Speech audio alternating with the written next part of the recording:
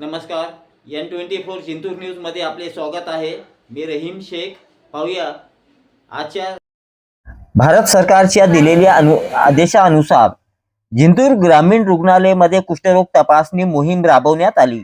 यावेळी डॉक्टर वैद्यकीय अधीक्षक संजय मस्के, पंढरीनाथ लखमवाड, जीप पर्यवेक्षक गिरीश जाधव, प्रशांत उमाटे, PMW सुरेश जाधव, तालुका अधिकारी बाबासाहेब जाधव यांनी जिंतूर ग्रामीण रुग्णालयामध्ये पाहणी केली. पाहूया आपण त्यांची खास मुलाखत.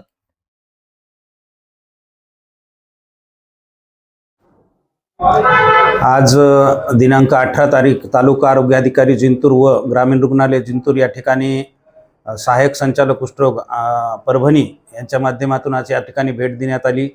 भेटीचं कारण म्हणजे दिनांक 10 फेब्रुवारीला माननीय मुख्य कार्यकारी अधिकारी यांनी मीटिंगमध्ये सूचना दिल्या होत्या की ज्या गावामध्ये सांसर्गिक रुग्ण कुष्ठरोगाचे जास्त आहेत किंवा एखाद्या मोठ्या गावामध्ये एकही रुग्ण नाही अशा गावांचं एक विशेष सर्वेक्षण मोहीम आयोजित करण्याच्या सूचना मिळाल्या होत्या.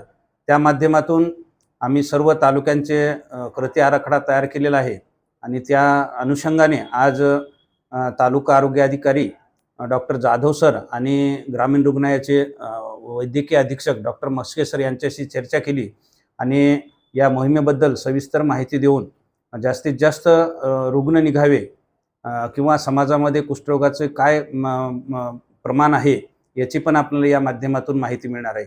तरी या मोहीम यशस्वी करण्यासाठी सर्व समाजाने पण सहकार्य असे करावे अशी मी अपेक्षा व्यक्त करतो. धन्यवाद.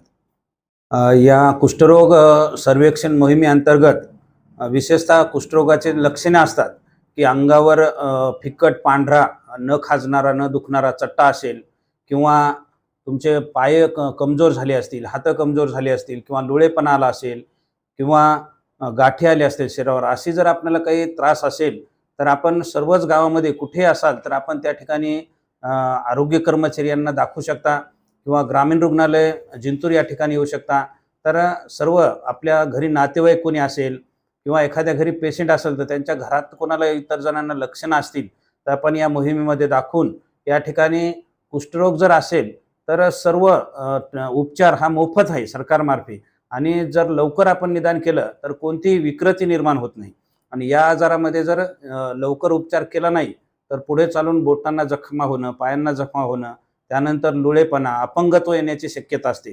त्यामुळे लवकर उपचार करून आपण जर मोफत उपचार घेतले तर निश्चितपणे आपण 100% या रोगापासून बरे होऊ शकता. धन्यवाद.